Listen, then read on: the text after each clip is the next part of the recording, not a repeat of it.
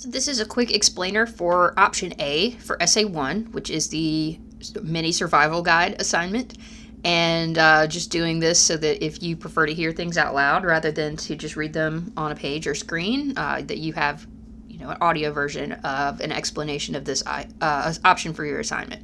So option A, you're writing what I'm calling a survival guide. You want to use process to walk the reader through surviving some situation, and you're also going to combine in there cause and effect to justify your recommendation. So the idea is you're going to pick a difficult situation, scary situation, something like that. So it could be literal or figurative survival, and you're going to tell the reader how to get through it. So your purpose is explaining to them how to get through this in a logical way.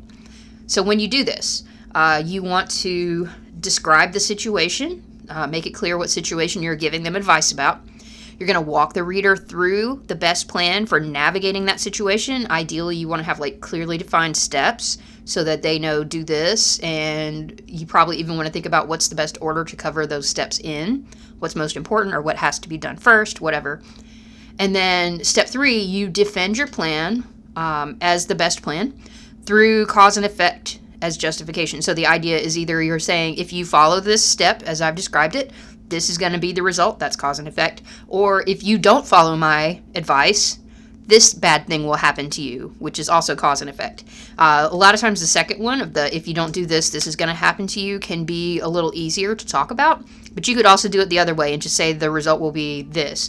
Both of those are using cause and effect, and those are an important part of logical reasoning. So a few examples of topics you could use for essay 1, option A. You could pick a extreme situation, like a natural disaster. I've had people do earthquakes and snowstorms and tornadoes and hurricanes and things like that. Had people, their plane crashes on a desert island or something. You can do anything like that.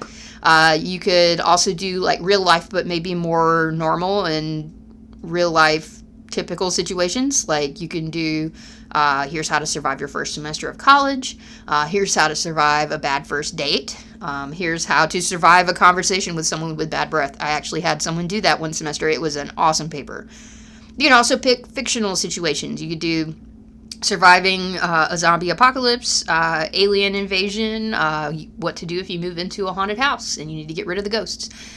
There's also a lot of other options there. You could pick a situation out of a movie you've seen and then talk about someone should do to get through it.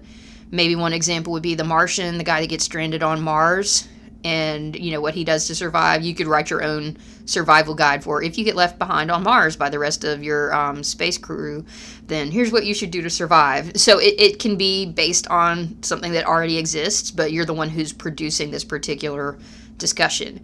And then here is just a quick sort of more visual outline, putting it in blocks to walk you through the process of writing this paper. I tend to think about my papers as blocks of information, and I tend to be a more visual thinker, so I try to write it out this way just to show ideas like grouping and also thinking about balance and symmetry. Like you want to spend about the same amount of time on each of the body points and things like that. So it may help you to think about it that way if you are also a visual thinker. So you would start with just your introduction. That's where you explain the situation, make it clear your purpose is to give the reader advice. And then the body of the paper, everything between the introduction and conclusion, basically just do a paragraph for each step. And in each paragraph, you're doing two things. You're giving the process, here's how to do this, and then you're justifying with cause and effect, here's why you should do this. And you want to make sure you do both steps.